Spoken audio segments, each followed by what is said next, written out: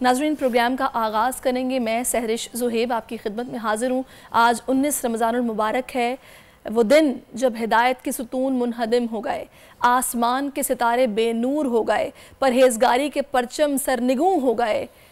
ये वो दिन है कि जब मौलाए कायनात, जिन्हें वजुल्ला भी कहा जाता है, ऐनुल्ला भी कहा जाता है, लिसानुल्ला भी कहा जाता है, उनको जहर आलूद तलवार से ज़रब लगाई गई, वो भी हालत सजदा में ये ज़रब लगाई गई। इसीलिए 19 रमज़ान की रात और दिन मोमिनीन के लिए एक गम हुज़्न की रात है।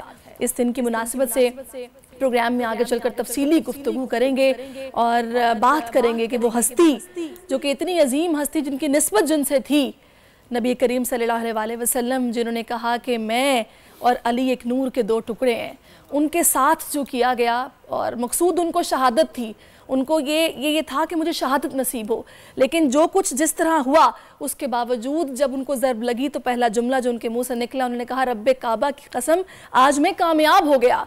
क्या फ़लसफ़ा था, क्या नज़रिया था, इस पर बात करेंगे। लेकिन आगे चलकर अभी आपके साथ एक अहम खबर शेयर करेंगे। वफाकी काबीना ने इस्लामाबाद हाई कोर्ट के जजों के ख़त पर इंक्वायरी कमीशन कायम करने की मंजूरी दे दी है और ज़राए के मुताबिक chief justice Pakistan Tasadduq Hussain Jilani inquiry commission के सरबराह होंगे। ज़राए का यह कहना है कि inquiry commission Islamabad high court के जजेस के इल्ज़ामात की इंक्वायरी करेगा। इंक्वायरी कमीशन के terms of references attorney general और वज़ीर क़ानून तश्कील देंगे। और इसी सारी सूरत हाल पर बात करने के लिए हसन रज़ा पाशा साहब माहिर क़ानून इस वक्त हमें ज्वाइन कर चुके हैं, उनसे हम बात करेंगे। पाशा साहब, बहुत शुक्रिया आपके वक्त का। सबसे पहले मुझे ये बताएगा, ये इल्ज़ामात लगे, एक भौचाल सा आ गया, सोशल मीडिया पर इस पर काफ़ी गुफ्तगू हुई, एक नया पेंडोरा बॉक्स खुल गया, अभी एक कमीशन बना दिया गया, कितना खुशाइंद है ये? मैं समझता हूँ कि जितनी सूरत और जल्दबाजी में ये सारा काम हो रहा है, इससे लगता है कि सुप्रीम कोर्ट ऑफ पाकिस्तान और हुकूमत पाकिस्तान दोनों ने इसको सीरियस लिया है और इसको बिल्कुल भी अवॉइड नहीं किया, स्किप नहीं किया।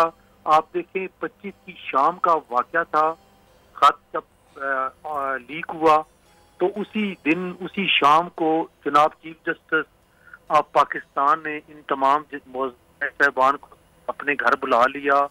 2.5-3 घंटे मीटिंग हुई, फर्दन भी। फिर वेरी नेक्स्ट डे उन्होंने फुल कोर्ट बुला ली, वहाँ पे कुछ डिसीजंस लिए। फिर chief executive of the country को अगले दिन बुला लिया, वो भी आए। उसके बाद फिर मीटिंग हुई, full court meeting supreme court of Pakistan की। और आप देखें कि इससे पहले जो मीटिंग हुई थी फुल कोर्ट, वो हुई थी जब काजी फाइज साहब ने चीफ जस्टिस का मनसब संभाला, और उससे पहले 3.25 साल पहले एक दफा हुई थी। तो आप इससे अंदाजा लगा लें कि सुप्रीम कोर्ट ऑफ पाकिस्तान ने इस खत को कितनी अहमियत दी। अब जबकि कमीशन इंक्वायरी कमीशन एक्ट के तहत बन गया है, तो इंतहाई मुअज़्ज़ज़ शख्सियत साबिक़ चीफ जस्टिस साहब को उन्होंने इसका हेड बनाया। तो आप इससे अंदाजा लगा लें कि इनकी जो इंटेग्रिटी है वो अबव बोर्ड है। मैं समझता हूँ कि 60 दिन के अंदर अंदर as per mandate given act इन्होंने अपनी रिपोर्ट जो है वो पेश करनी है हुकूमत को, और हुकूमत ने फिर सुप्रीम कोर्ट ऑफ पाकिस्तान को।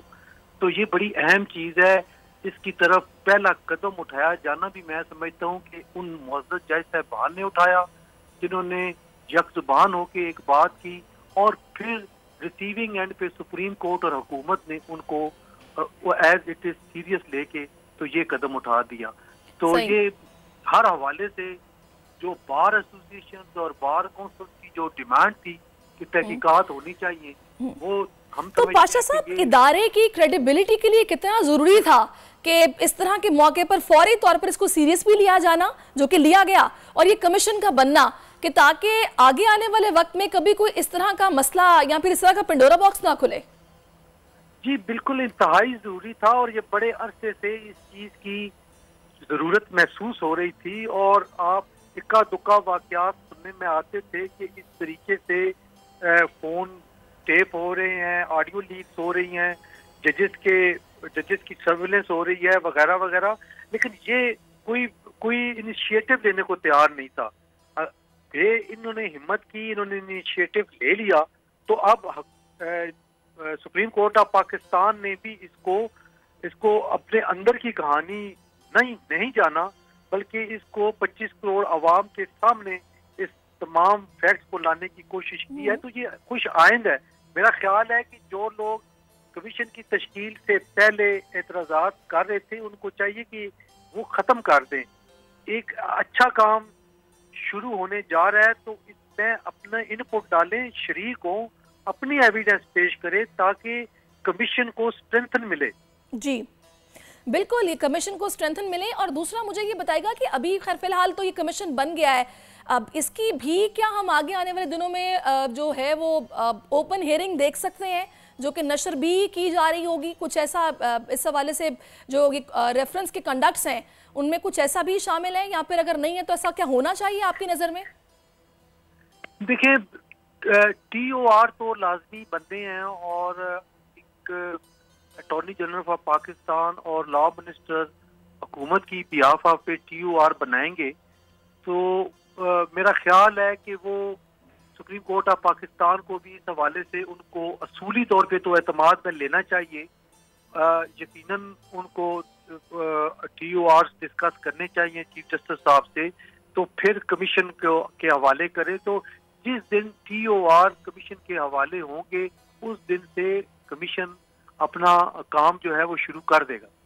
सही, ठीक है। आप कह रहे हैं कि TORs इस पर बनने चाहिए, और इस हवाले से भी डिस्कस होना चाहिए कि आया जब ये इल्ज़ामात लगे और इसकी इंक्वायरी हो रही है तो फिर ये मामलात 25 करोड़ आवाम के सामने खुलकर उस तरह से आने भी चाहिए। आप मेरे साथ रहिएगा पाशा साहब। इसी मामले से जुड़ी एक और बड़ी अहम खबर है जिसका मैं यहाँ जिक्र करूँगी। एक तरफ हुकूमत ने हाई कोर्ट के जजेस के ख़त पर कमीशन की तश्कील की मंजूरी दी है, वहीं हुकूमती वज़रा के कुछ ऐसे बयानात हैं जो कि कहानी कुछ और ही सुना रहे हैं। यहाँ मैं ख्वाजा आसिफ की बात करूँगी, जिन्होंने आजकल एक नई बहस शुरू की हुई है। एक तरफ उन्होंने अपने हालिया इंटरव्यू में नून लीग के माजी में किए गए गलत फैसलों का एतराफ़ किया है, वहीं उसी इंटरव्यू के दूसरे रोज़ ये बयान दे दिया कि अदलिया को अगर हम इशू से इन अहम इशूज से फरागत हो तो फेडरल बोर्ड ऑफ रेवेन्यू महसूलात भी तवज्जो के मुस्तहिक हैं। ख्वाजा आसिफ का कहना था कि सुप्रीम कोर्ट में 102 अरब, हाई कोर्टों में 742 और ट्रिब्यूनल्स में 1700 अरब के केसेस फैसलों के मुंतजर हैं। कोशिश में हूं कि पता चले कि सिलसिला कब से है। ख्वाजा आसिफ के शिक्ल में बज़ाहिर तो कोई मज़ाइका नहीं है, लेकिन यहाँ टाइमिंग बड़ी अहम है। जिन हालात में ये बयान आया कि टाइमिंग बहुत अहम है, इसी पर मैं बात करूँगी। मुझे ये बताइएगा, इस वक्त हमें ज्वाइन किया है चेयरमैन PTI नजरियाती के अख्तर इकबाल डार साहब ने। डार साहब, ये अभी मुंतखब हुकूमत है, नई हुकूमत है, मामलात बहुत सारे ऐसे हैं जो कि तवज्जो तलब भी हैं, ठीक होने वाले भी हैं। ऐसे में टकराव जो है वो किसी सूरत भी हम उसके मुतहम्मिल नहीं हो सकते। ये जो बयान आया है और जिस मौके पर आया है, आप इस सूरत हाल को किस तरह देख रहे हैं? ये क्या टकराव की सिचुएशन है या फिर हम कुछ ज़्यादा ओवर असेस कर रहे हैं? ये देखिए जी, अभी जो ख्वाजा आसिफ का जो बैरिस्टर गौहर ने आज बयान दिया है कि जी एस्टेब्लिशमेंट की मुदाखलत को रोकने के लिए तमाम सियासी पार्टी को मिल बैठना चाहिए। सबसे पहले तो जिन लोगों ने माजी में एस्टेब्लिशमेंट की गोद में बैठ के ये किरदार अदा करते रहे हैं, ये कौमी मुजरम है। ये पूरी कौम से माफ़ी मांगे, ये पहले कौम से माफ़ी मांगे, फिर ये आए, फिर ये मिल बैठने की बात करें और एस्टेब्लिशमेंट के किरदार के खात्मे की बात करें। ये दर हकीकत एस्टेब्लिशमेंट के खात्मे की किरदार के खात्मे की बात नहीं करते, ये कहते हैं एस्टेब्लिशमेंट का किरदार हो लेकिन हमारे साथ हो। और अब जो शौकत सिद्दीकी साहब के साथ जो हुआ माजी में, वो उसके ऊपर PTI खामोशी इख्तियार किए हुए थे और वेल्डन कर रहे थे। और आज जो PTI का मौका है, आज PTI का मौका मुख्तलिफ है। तो मेरा पॉइंट ऑफ व्यू ये है कि जो वोट की ताकत से पनपने वाली क़यादत को वोट की ताकत से हराना चाहिए। वोट की ताकत से पनपने वाली क़यादत को अगर वोट से नहीं हराते तो फिर अगर उसका बाजू मरोड़ते हैं या किसी और दूसरे तरीकों से उसको गिराते हैं तो फिर सानियात से ना सीखना भी एक बड़ा सानिया वाली बात होती है ना। सही बात है। हाँ जी, और माजी ये जो किरदार है, ये जो एस्टेब्लिशमेंट का किरदार है, ये जो अदलिया का किरदार है, ये किरदार आज का तो नहीं है, ये तो बड़ी देर की मिली भगत है। और उसमें ये जो लोग आज इसके खात्मे की बात कर रहे हैं, ये किसी न किसी वक्त किसी न किसी शक्ल में इस खेल में ये डरटू किरदार इनका किरदार रहता है। तो सबसे पहले ये पूरी कौम से माफी मांगे, कौम से माफी मांगे, फिर ये बात करें कि जी इस किरदार के ये जो डर्टी प्ले है इसको खत्म किया जाएगा। ठीक है डॉक्टर साहब, आप मेरे साथ रहिएगा। इस वक्त पाशा साहब भी हमारे साथ ही हैं। पाशा साहब, ये जो इल्ज़ामात और उसके बाद अभी आपने डॉक्टर साहब की गुफ्तगू भी सुनी है कि पहले इनको माफ़ी मांगनी चाहिए, उसके बाद कोई इस तरह का स्टेटमेंट भी आए। अब इस सारी सूरत हाल में ना ये जो कमीशन बना है ना, इसके नताइज आना बड़ा ज़रूरी है कि नतीजा खेज भी हो, ये जो कि फिर अब हम देखें भी जब इल्ज़ामात लगे हैं। क्या कहते हैं आप? मैं समझता हूँ कि कमीशन बनना एक बहुत बड़ी कामयाबी है, और ये भी बता दूं कि अगर हुकूमत वक्त इसको ना बनाती या लेतो लाल से काम करती तो पाकिस्तान भर के वकला ने इंतहाई कदम उठाना था इस हवाले से, क्योंकि हम ये समझते हैं कि अदलिया आज़ाद होगी तो ये मुल्क आज़ाद होगा। अदलिया पे अगर दबाव है तो इस पे यही समझा जाएगा कि पूरा मुल्क दबाव का शिकार है। इसलिए जजेस की आज़ादी इंतहाई जरूरी है। और लेकिन इसमें पाशा साहब, जब तक TORs वाज़े नहीं होंगे तब तक हमें नहीं अंदाजा हो सकता कि कमीशन कितना बाइख्तियार है। नहीं, इख्तियार तो कमीशन का जो है वो उसके तहत दिए गए हैं इंक्वायरी एंड कमीशन एक्ट 2017, उसमें वही इख्तियार दिए गए हैं जो कि एक सिटिंग जज को, अफसर सर्विस जज को, या आप देखिए पीछे ऑडियो लीक कमीशन बना था जनाब काजी फाइज साहब की जेरे सरपरस्ती, ठीक है जी। उसके जो इख्तियारात थे इसके भी वही इख्तियारात है। TOR, बिल्कुल आपने दुरुस्त फरमाया है कि TOR की फॉर्मेशन वो बड़ी वाइटल है और वो सामने आएगी। इसीलिए इससे पहले आपके सवाल के जवाब में मैंने ये कहा था कि हुकूमत ने जो TOR बनाने हैं उस पे सुप्रीम कोर्ट को जरूर एतमाद में ले, और सुप्रीम कोर्ट ने जिस तरह इनको बुला के एतमाद में लिया, इनकी भी जिम्मेदारी है कि ये सुप्रीम कोर्ट ऑफ पाकिस्तान को एतमाद में ले, TOR बताए। हो सकता है कि वहां से में मजीद अमेंडमेंट या कोई और डिलीट और एड ऑन हो जाए। तो बहरहाल क्योंकि TOR की बेसिस पे ही कमीशन ने अपना काम चलाना है, इसमें कोई शक नहीं है कि ये इस मरहले पे इंतहाई अहम नौयत है। बिल्कुल, इस मरहले पर बड़ी अहम नौयत है TORs की भी। अच्छा डॉक्टर साहब, मैं आपसे ये जानना चाहूँगी, एक तरफ वो ये कह रहे हैं कि जी अरबों रुपए के केसेस ज़ेरे इल्तवा हैं और अगर उस तरफ तवज्जो दी जाए तो ज़्यादा बेहतर है, तो एक तरफ से ये मतलब तंज भी किया जा रहा है कि भाई आप अपना काम करें, आप क्यों इस तरह की बातें कर रहे हैं। तो ये जो एक टकराव है, जाहिर है ये मौजूदा हुकूमत के सीनियर रहनुमा हैं, ये कोई ऐसे रहनुमा नहीं है जिनको कि नज़रअंदाज किया जा रहा हो या घर बैठे हों, और एक अच्छी पोस्ट में बड़ी मिनिस्ट्री इनके पास है।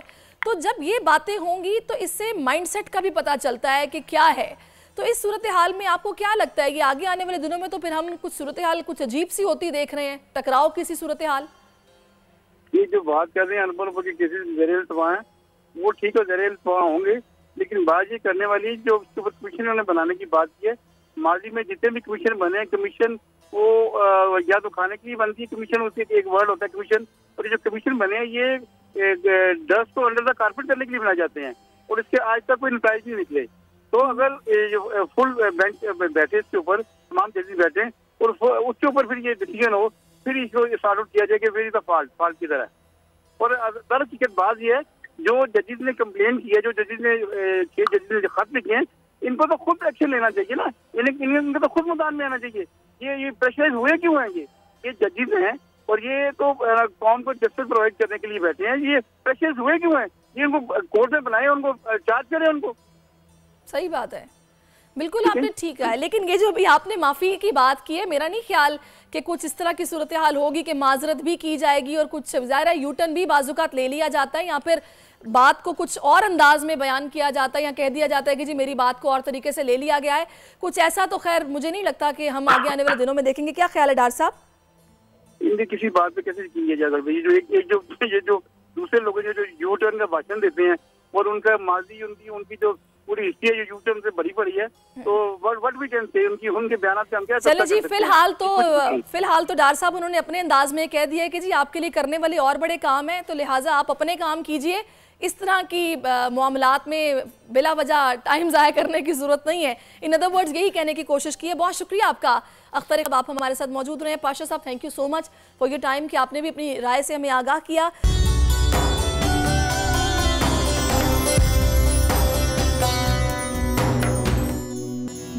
वेलकम बैक नाजरीन। खिदमत के बोल सेगमेंट में आज हमारे साथ एक ऐसी तंजीम के नुमाइंदे मौजूद हैं जो 45 साल पहले डाउ मेडिकल यूनिवर्सिटी के तलबा ने तश्कील दी और तब से अब तक ये तंजीम तिब के शोबे में खिदमत में मशगूल है। इस वक्त पेशेंट वेलफेयर एसोसिएशन पाकिस्तान के ज़ेर इंतज़ाम पाकिस्तान का बड़ा ब्लड बैंक चल रहा है, जहाँ रोज़ाना 150 से ज़ायद मरीज़ों को खून की फराहमी यकीनी बनाई जा रही है। इसके अलावा PWA थैलेसीमिया के डे केयर सेंटर भी ये चला रहे हैं, जहां थैलेसीमिया से मुतासरा बच्चों की देखभाल की जाती है। और इस तंजीम के नुमाइंदे इस वक्त हमज़ा और फ़हद दोनों मेरे साथ मौजूद हैं। हमज़ा ख़ान इस तरफ मेरे तशरीफ़ फरमा हैं, फ़हद मीर इस तरफ मेरे तशरीफ़ फरमा हैं, और ये पेशेंट वेलफेयर एसोसिएशन से इनका ताल्लुक़ है। बहुत शुक्रिया आप दोनों के वक्त के लिए। और माशाल्लाह आप दोनों यंग हैं बिल्कुल, और इतना अच्छा काम आप लोग कर रहे हैं। तो पहले मैं आपकी तरफ आती हूँ, मुझे ये बताइएगा फ़हद, ये इंस्पिरेशन आपको कहाँ से मिली कि आपको इस अच्छे कॉज के लिए एफर्ट्स करनी है या काम करना है, कैसे सोचा? PWO का मेरा जो सबसे पहला एक्सपीरियंस रहा था ना, वाज हमारे जो थैलेसीमिया के बच्चे रजिस्टर्ड है ना, उनके थ्रू ही था। उनकी मतलब स्ट्रगल देख के और ये देख के कि हम उनको ऑफ़र क्या कर रहे थे। सिविल हॉस्पिटल में अनफॉर्चुनेटली काफ़ी मुश्किल हालात है ना, तो PWO जो करते हैं एक मतलब इन अ वे जहाँ पेशेंट को इज़्ज़त मिल रही हो, मतलब सुकून मिल रहा हो, उनको ट्रीटमेंट ऐसी प्रोवाइड की जाती है। तो इस चीज़ को देख के मतलब मेरा जो जज्बा था ना अंदर टू वॉलंटियर, वो जागा था।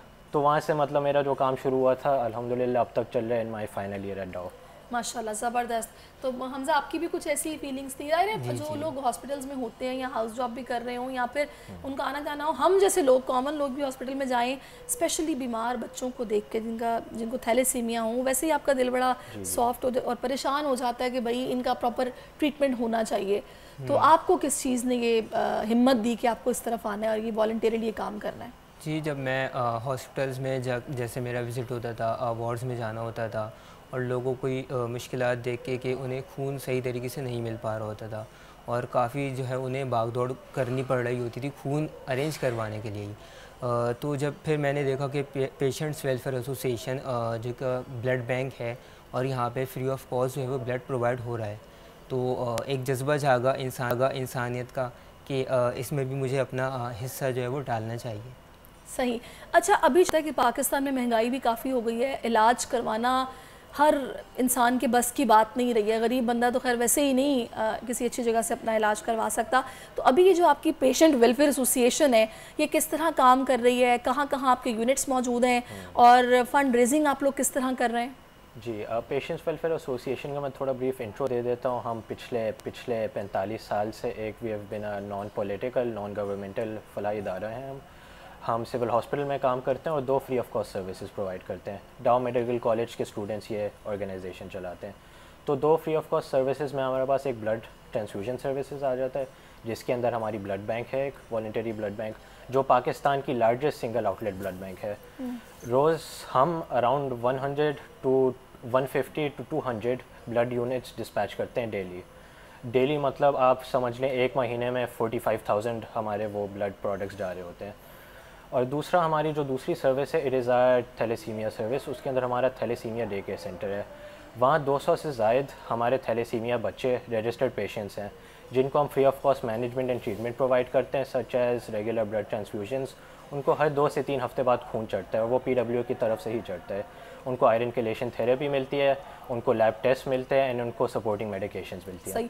अच्छा, मैं बहुत सारे पेशेंट्स को जानती हूँ जो कि अक्सर ये शिकवा करते हैं कि हम लोग जाते तो हैं अपना ब्लड लगवाने के लिए, लेकिन हमें वहाँ ये कहा जाता है कि आपको ब्लड बॉटल की जगह पे बॉटल मिलेगी। पहले आप किसी को साथ लेके आएँ तो फिर आपको बॉटल मिलेगी, और अगर आपके पास कोई ऐसा अरेंज नहीं है, मतलब पेशेंट जो कि अपना ब्लड डोनेट करना चाह रहा हो, तो फिर मुश्किल है कि आपको ब्लड मिले। और जो इस तरह की वेलफेयर एसोसिएशंस होती हैं, उनका एक क्राइटेरिया होता है कि अगर आप उनके पास रजिस्टर हो तो आप कहीं और से अपना ट्रीटमेंट नहीं करा सकते हैं। तो आप लोग फिर किस तरह के पेशेंट्स को कंसिडर करते हैं जिनको अपने पास रजिस्टर करते हैं, और उनका ट्रीटमेंट फिर किस तरह शुरू होता है? अच्छा, जो हमारे पास अभी थैलेसीमिया डे केयर सेंटर है, उसमें 200 से ज़ायद बच्चे जो हैं वो पेशेंट्स थैलेसीमिया के रजिस्टर्ड हैं। हम उन लोग की कोशिश हमारी यही होती है कि उन्हें जितने भी ट्रांसफ्यूजन्स हैं, उनके लैब टेस्ट वगैरह हैं, उनकी जैसा फ़हद ने आप बताया आयरन सिलेशन थेरेपी है, वो हम ही खुद करें। बट इन केस बिकॉज़ हम खुद भी एक वेलफेयर ऑर्गेनाइजेशन है और इतनी ज़्यादा अगर डोनेशंस हमारे पास नहीं होती कि हम इनके कुछ अखराजात नहीं उठा पाते, दैन ही फिर हम इनको रेफ़र करते हैं। अदरवाइज़ हमारे यहाँ जो है जितने भी पेशेंट्स हैं उनके इलाज यहीं पर ही हो रहे होते हैं। अच्छा। बाकी जो आपने ब्लड का बोला कि ब्लड के डोनर जो है वो उसकी ज़रूरत पड़ती है, तो हमारा जैसे डिस्पैच अभी फ़हद ने आपको बताया था कि अराउंड 150 to 200 हम डेली प्रोवाइड कर रहे होते हैं। और बिकॉज सिविल हॉस्पिटल में कराची का जो है वो इतना लोड आ रहा होता है, तो इस वजह से है कि अभी रमज़ान भी चल रहे हैं और ब्लड स्टॉक इतना ज़्यादा होता नहीं है, तो उसको मेंटेन करने के लिए हम जो है वो इन केस एक्सचेंज में डोनर ले रहे होते हैं।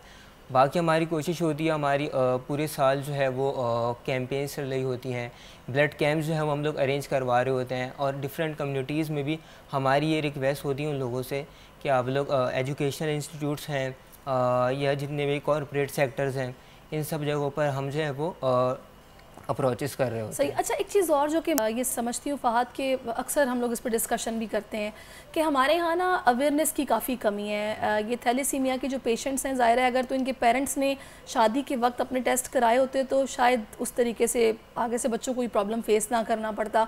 हमारे यहाँ इस हवाले से अवेयरनेस फैलाने के लिए उस तरह काम नहीं होता जैसे होना चाहिए। नहीं पता आजकल देहातों में, गाँव में लोगों को एक टेस्ट है जो कि होना बहुत ज़रूरी है। तो इस हवाले से आप तो यंग स्टूडेंट्स हो, आप लोगों ने कभी सोचा है कि इस पर काम किया जाए? जी, इसके ऊपर असल में पीडब्ल्यू का एक मेजर जो मकसद है ना, एक तो है मतलब services free of cost provide करें, दूसरा ये अवेयरनेस एक बहुत ज़रूरी चीज़ है, क्योंकि थैलेसीमिया का जैसे आपको पता है ना, इलाज आज सच कोई है नहीं, उसकी सिर्फ ये प्रिवेंशन हो सकती है। और प्रिवेंशन कैसे हो सकती है? अवेयरनेस के थ्रू। तो अवेयरनेस में मतलब हमारी यही कोशिश होती है, जो हमारे पास पेरेंट्स आते हैं ना, उनके रिश्तेदार हैं, मतलब उनको हम काउंसल करें, ठीक है, क्योंकि फैमिलीज़ में थैलेसीमिया चलता है असल में, जैसे आपने मेंशन किया था, कज़न मैरिजेस की वजह से एंड लाइक दैट। तो इसमें ये through counselling, through awareness sessions in different schools, universities, corporate sectors, हम ये अवेयरनेस फैलाने की कोशिश करते हैं। और कोशिश यही करते हैं कि जितनी हमारी रीच पहुंच सके थ्रू सोशल मीडिया भी वो हो, क्योंकि इसके बगैर असल में थैलेसीमिया एक ऐसी मर्ज़ है, ऐसी बीमारी है जो ख़त्म नहीं हो पाएगी। सही। अच्छा, अब मुझे फ़ंड्स के लिए आप लोग, ज़ाहिर है क्या हर्डल्स आपको पेश आ रही हैं फ़ंड्स इकट्ठा करने में? उनके ज़ाहिर है महंगाई इतनी हो गई है कि डोनर्स तो भले मतलब डोनेट करने वाले किसी भी तरह पैसे या कुछ भी वो तो हैं, लेकिन आगे जो मेडिसिन हैं या मेडिकेशन है वो काफ़ी एक्सपेंसिव हो गई है। तो आप लोग उसको मीट कर पा रहे हो या फिर आप लोग किस तरह, मतलब ये सिस्टम चल रहा है? जी, हमारा जो सालाना बजट है वो तकरीबन 25 करोड़ रुपए का है, और इसे इकट्ठा करना आसान बात तो नहीं है क्योंकि ये इतना ज़्यादा है। तो इसके लिए हम जो है वो डोनेशंस और ज़कात जो है वो जमा कर रहे होते हैं। काफ़ी जो हमारे डोनर्स हैं, हमारे वेल विशर्स हैं, और साथ में कॉरपोरेट सेक्टर्स और डिफरेंट ऑर्गेनाइजेशंस भी हमारी हेल्प कर रही होती हैं। इसके अलावा जो यहाँ से वॉलंटियर करके भी चले जाते हैं, डॉक्टर्स बन जाते हैं, वो भी हमारी जो है वो हेल्प कर रहे होते हैं। तो ये सारी जो है वो इसके साथ साथ ज़कात कैंपेन अभी हमारी चल रही है रमज़ान में, जिसमें हम जो है वो ज़कात और अतियात डोनेशंस वगैरह जो है वो इकट्ठे करते हैं। चलेंगे, ये बड़ी अच्छी बात है कि आप लोगों की ज़कात कैंपेन चल रही है। तो मैं चाहूँगी कि इस प्लेटफॉर्म के तवस्सुल से भी बहुत सारे मुखय्यर हज़रात हैं जो कि इस कोशिश में होते हैं कि इस माह मुक़द्दस में वो किसी की जितनी हो सके मदद करें, इमदाद करें। तो उनके लिए आप बता सकते हैं कि किस तरह वो आपकी हेल्प कर सकते हैं? जी, ऑडियंस के लिए इसके अंदर मेरे पास बस एक चीज़ है बोलने के लिए। जी, इस तरफ आप देखिए और आप बता दीजिए। ठीक है, ज़िंदगी का देखें, मदद करना एक बहुत क्रूशल चीज़ है, बहुत इंपॉर्टेंट चीज़ है। और ज़िंदगी मतलब मदद करने की, किसी की मदद करने के लिए सबसे जो ज़रूरी चीज़ है वो एहसास है। इसी एहसास की वजह से हम पिछले 45 साल से इतना बड़ा काम कर पा रहे हैं, और इसी एहसास की वजह से हम मतलब आगे बढ़ पा रहे हैं। तो रमज़ान के मुबारक महीने में मेरी तरफ से एक दरख्वास्त है for everybody watching, to all the मतलब kind hearted people of Pakistan, क्योंकि पाकिस्तान का जैसे सबको पता है ना, जितना बड़ा दिल पाकिस्तानियों का और किसी का नहीं है। तो इस मुबारक महीने में ज़कात और अतियात देते हुए पीडब्ल्यू को ज़रूर याद रखें और इस कार्य खैर में हमारा साथ दें। कोई अकाउंट नंबर्स हैं तो वो भी आप शेयर कीजिए। डोनेशन के पास हमारे कुछ तरीके हैं, मैं आपके साथ शेयर कर देता हूँ। नंबर 1 तो हमारे पास हमारी अकाउंट डिटेल्स हैं। वी हैव 2 बैंक अकाउंट्स, एक डोनेशन के लिए, एक ज़कात के लिए है, ठीक है। वो हमारी वेबसाइट पे आपको मिल जाएगा। वेबसाइट हमारी है www.pwa-chk.org। सही है। एक हमारी बैंक अकाउंट डिटेल्स ये हो गई। हमारे इंस्टाग्राम और फेसबुक पेजेस भी आपको मिल जाएगा। दूसरा जो तरीका है, आप राइडर भी बुला सकते हैं अगर आप चाहते हैं कि घर के तरफ से आप अपनी ज़कात दे दें। राइडर आप ऐसे बुला सकते हैं कि हमारा ऑफिस नंबर है 021-327-35214, ठीक है। इसके ऊपर कांटेक्ट करके आप राइडर बुला सकते हैं। बिल्कुल, इस पर कांटेक्ट करके राइडर भी यानी कि जाएगा और वो ज़ाहिर है डोर स्टेप से जो भी आप डोनेट करना चाहते हैं वो दे देगा। Thank you so much both of you कि आप तशरीफ लाएं और अल्लाह ताला भी आपकी मदद करे। और जाहिर है हम लोगों के दिल में एक सिला रहमी होती है बतौर पाकिस्तानी और मुस्लिम, हम लोग मिलकर जाहिर है कि अपने थैलेसीमिया के जो पेशेंट्स हैं, बहन भाई हैं, बच्चे हैं, उनकी बिल्कुल मदद करेंगे। अभी मैं कुछ बात करूँगी, इन दिनों काकोल मिलिट्री एकेडमी में 29 कौमी क्रिकेटर्स की फिटनेस ट्रेनिंग का सिलसिला इस वक्त जारी है। न्यूजीलैंड के खिलाफ होम T20 सीरीज का आइंदा माह के वस्त में आगाज होगा। इस कैंप में शरीक क्रिकेटर्स में से ही कीवीज से मुकाबलों के लिए स्क्वाड का इंतखाब भी होना है, तो बेशतर खिलाड़ी वही होंगे जो सिलेक्टर्स के वर्ल्ड कप प्लान में शामिल हैं। बाद एक दो तब्दीलियाँ जो उनकी ज़रूरत पड़ सकती है। बोर्ड का जो है वो थिंक टैंक मुस्तकबिल के लिए पाकिस्तान क्रिकेट की दुरुस्त समत मुतय्यन करना चाहता है। अलबत्ता कप्तान का फैसला होना अभी बाकी है। खबरें हैं कि एक बार फिर बाबर आजम को ये जिम्मेदारी दिए जाने का इम्कान है। अलबत्ता बाबर आजम ने अभी तक की पेशकश कबूल नहीं की है। उन्होंने मुतालबा किया है कि अगर बोर्ड बतौर कप्तान वापसी चाहता है तो तीनों फॉर्मेट में जिम्मेदारी सौंपी जाए। तो इसी पर बात करते हैं। साबिक क्रिकेटर मोहम्मद अवैस हमें ज्वाइन कर चुके हैं। अस्सलाम वालेकुम अवैस साहब। वालेकुम सलाम। वैसे अवैस साहब ये दानिशमंदी का सबूत दे रहे हैं बाबर आजम, या फिर आपके ख्याल में उन्हें फौरी तौर पर ये जिम्मेदारी कबूल कर लेनी चाहिए बगैर किसी शर्त के? देखिए, आपको पता है कि अभी तक तो ऑब्वियसली एक ऑफिशियल स्टेटमेंट तो अभी तक आई नहीं है पाकिस्तान क्रिकेट बोर्ड से। बस एक वो जो बात चल रही है इस वक्त मुख्तलिफ राय से कि जी बाबर आजम को शायद कप्तानी जो उनकी सौंपी जाए। तीनों फॉर्मेट्स के ऊपर बाबर आजम ने कहा है, लेकिन पाकिस्तान की कप्तानी आपको पता है आसान जॉब नहीं है। उसमें आपको टेस्ट आपके नर्व्स होते हैं। आपने शहनशाह अफरीदी के भी देखा कि उनके नर्व्स टेस्ट हुए थे। वो न्यूजीलैंड से, अगर आपको याद हो अपना, खास करके जो रिसेंट सीरीज अभी हमने खेली है उनके खिलाफ उनमें उनके जो नर्व्स हैं वो टेस्ट हुए। फिर उसके बाद PSL के अंदर जो उनका एक पूरा ट्रैक रिकॉर्ड है उस पर आपको पता बहुत ज्यादा उन पर तनकीद भी हुई थी मामले पे कि शहनशाह अफरीदी क्या डिजर्व करते हैं, पाकिस्तान टीम की कप्तानी या नहीं करते। मसला ये होता है कि जब आप लीग क्रिकेट की बात करें, लीग क्रिकेट की कप्तानी करना एक डिफरेंट फॉर्मेट है। इंटरनेशनल जब पाकिस्तान की कप्तानी करना वो बिल्कुल डिफरेंट एक फॉर्मेट होता है। तो जो भी इस वक्त पाकिस्तान का कप्तान होगा उसको दो चीजें तो अपने ज़हन में होंगी कि तलवार मेरे सर पे लटके ना, क्योंकि वर्ल्ड T20 आपको पता है सर पे है, 2 से 3 महीने रह चुके हैं। आपकी क्रिकेट भी उससे पहले बहुत ज्यादा आपने खेली है। न्यूजीलैंड के खिलाफ आपने सीरीज खेलनी है, इंग्लैंड के खिलाफ खेलनी है, आयरलैंड के खिलाफ खेल के फिर वर्ल्ड T20 के अंदर आपने एंटर होना है। तो सीरीज आपके पास बहुत है तैयारी के लिए, लेकिन वो जो तलवार है मैं कह रहा हूँ उसके कहीं ना कहीं बैक एंड पे लटकती रहेगी कि देखिए एक बात जो कि सभी ने नोटिस की, जितने भी क्रिकेट लवर्स हैं, कि बाबर आजम को जब कप्तानी इससे पहले उनके पास थी तो उनकी परफॉर्मेंस काफ़ी इफेक्ट हो रही थी। जैसे उन्होंने कप्तानी छोड़ी, खुलकर खेलना शुरू किया, PSL में इतना आउटस्टैंडिंग उन्होंने परफॉर्म किया है, तो उसके बाद वाज़े फ़र्क एक नज़र आया है। तो बहुत सारे लोग हैं जो ये सोच रखते हैं कि इन्हें नहीं एज अ कैप्टन सर्व करना चाहिए, बस अपना खेल खेलना चाहिए जिस तरह खेलते हैं।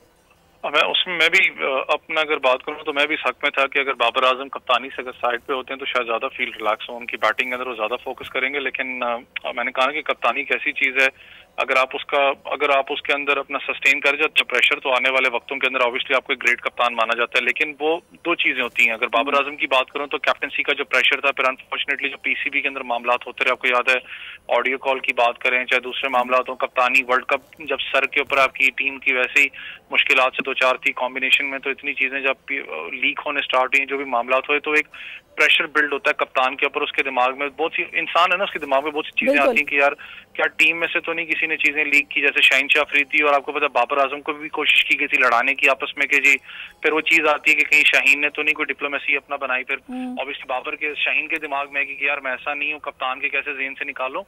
तो बहुत सी चीजें आपको पता क्रिकेट बोर्ड में चलती हुई हैं। लेकिन फिर मैं यही कहूंगा, अगर क्रिकेट बोर्ड आ चुका है, चेयरमैन PCB आ चुके हैं, कुछ पॉजिटिविटी चल भी रही है चीजें वहां पर, चाहे स्टेडियम अपना उनको स्टेडियम को रिनोवेट की बात करें, बिल्कुल। लेकिन वैसे चीज़ और भी है, क्या वजह है कि हम, ठीक है बाबर बहुत अच्छा परफॉर्म कर रहे हैं, लेकिन उसके बावजूद और भी एक दो क्रिकेटर्स, एक दो नाम ऐसे हैं जो कि बतौर कैप्टन बड़ा अच्छा सर्व कर सकते हैं।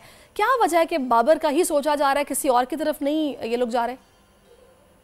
देखिए, मैंने आपको बताया ना कि हमारा एक थोड़ा सा अनफॉर्चुनेट एक सीन होता है कि हमारे जो मैनेजमेंट है वो इतनी ज्यादा अपना ना आपको ब्रेव नहीं होती हमारी पाकिस्तान की टीम के, वो डिफरेंट फेसेस के ऊपर जाए, वो इसको चूज कर ले उसको चूज कर ले। आपको पता है रिजवान की बात हो रही थी, लेकिन शायद एक बिल्डअप एक प्रेशर था। फिर उसके बाद आपको पता है कि बाबर थोड़ा एक्सपीरियंस कैप्टन भी है, क्योंकि उन्होंने काफी अर्से पाकिस्तान टीम की कप्तानी भी की है, वर्ल्ड कप आपके सर पे। लेकिन अगर मैं पूरी परफॉर्मेंसेस की बात करूं, अगर आपने चले जज करना ही है किसी प्लेयर को पाकिस्तान सुपर लीग की बिना पे जज करना है, तो इस वक्त आपको पता है मोहम्मद रिजवान आपके ऑटोमेटिकली परफेक्ट चॉइस आते हैं, क्योंकि उन्होंने जिस तरीके से मुल्तान को लीड किया, मुल्तान को फाइनल्स में लेके गए। कप्तानी की बात करूं वो डिफरेंट एक इमाद वसीम भी एक अच्छी ऑप्शन है, don't you think so? Imad अच्छी ऑप्शन है, लेकिन इमाद वसीम का मैंने कहा ना, देखें एक जब आप इंटरनेशनल लेवल्स के ऊपर बात करते हैं वो टेस्ट की नर्व्स है, आप लीग क्रिकेट एक अलग चीज है, तो जिसको भी आप ऐसा कप्तानी सौंपेंगे तो उसके ऊपर फिर आपको रिलाई भी करना पड़ेगा, उसको फिर आपको फ्री हैंड देना भी पड़ेगा। अगर आप उसको खींच के रखोगे, उसके दिमाग में बहुत सी बातें चलती रहेंगी, तो फिर आप जो मर्जी कर लें, चाहे जितना बड़ा भी कप्तान आ जाए, वो परफॉर्म नहीं कर पाएगा।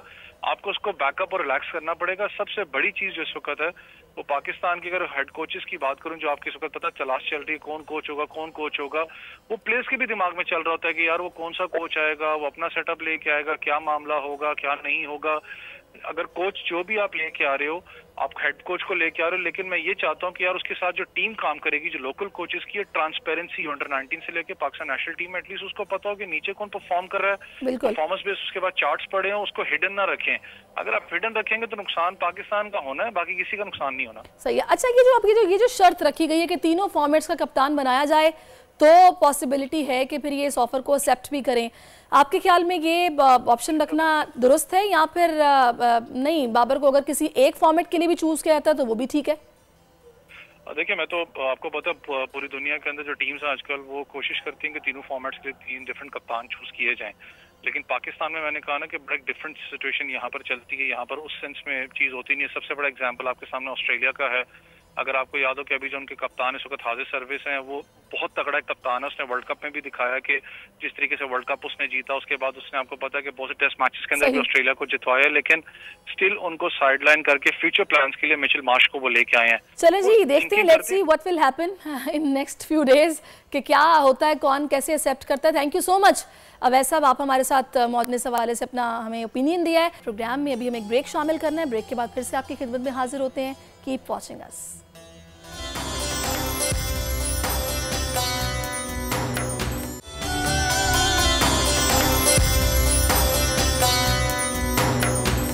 वेलकम टू बोल के जायके। शेफ माइदा मेरे साथ मौजूद है और आज भी बड़े मजे की रेसिपीज आपके साथ शेयर करनी है। और अभी इंग्रेडिएंट्स देख के मुझे ये पता चल रहा है कि आज बच्चों की मौज होने वाली है क्योंकि जो सामान पड़ा हुआ है किचन में, तो जल्दी से क्विकली अपनी नोटबुक्स निकाल लीजिए, अपने पेन्स अपने पास रखिए ताकि रेसिपी के इंग्रेडिएंट्स आप नोट कर सकें। शेफ माइदा बताइए क्या बन रहा है? जी सहरिश, आज हम बच्चों की नहीं बड़ों की भी ये ईद होने वाली है। आज हम बीफ बर्गर्स बना रहे हैं। ठीक है, बीफ बर्गर के साथ हम 2 डिफरेंट डिप्स बनाएंगे, उसके कॉन्डिमेंट्स बनाएंगे।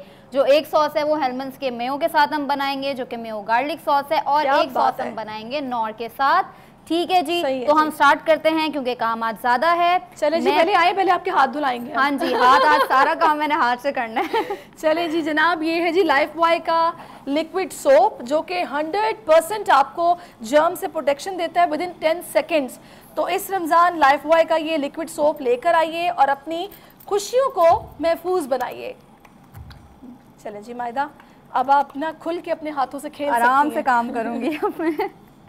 ये लीजिए टिश्यू जी, थैंक यू। तो लाइफ बॉय का ये जनाब विटामिन्स वाला 100% प्रोटेक्शन देने वाला लिक्विड सोप है और विद इन 10 सेकेंड्स ये लाजमी लाइए और अपनी खुशियों को प्रोटेक्ट कीजिए। जी, तो बीफ बर्गर के हम पहले इंग्रेडिएंट्स देख लेते हैं क्योंकि रेसिपी थोड़ी लेंदी है और डिफरेंट स्टेप्स के अंदर है। बीफ बर्गर में हम सबसे पहले हमने लेना है बीफ का कीमा। ये आप समझ लें कि ये कीमा आपने 2 से 3 दफ़ा मशीन से निकलवाना है और इसके अंदर बीफ की पैटी के लिए आपने 80% जो है वो मीट लेना है और 20% आपने फैट लेना है। इसके बगैर आपका बीफ पैटी नहीं बनेगा। सही, ये माइंड में रखिएगा। 20% फैट और 80% मीट आपने लेना है। 2 से 3 दफ़ा आपने इसको मशीन से निकलवाना है लाजमी। इसकी कंसिस्टेंसी बिल्कुल ऐसी होनी चाहिए। ठीक है जी, अब यानी कि बिल्कुल मिन्स्ड आप डबल मिन्स करा लें। ऐसे ही है, ऐसे ही है। इसके अंदर फिर हमने डाला है ginger garlic paste 2 tablespoon.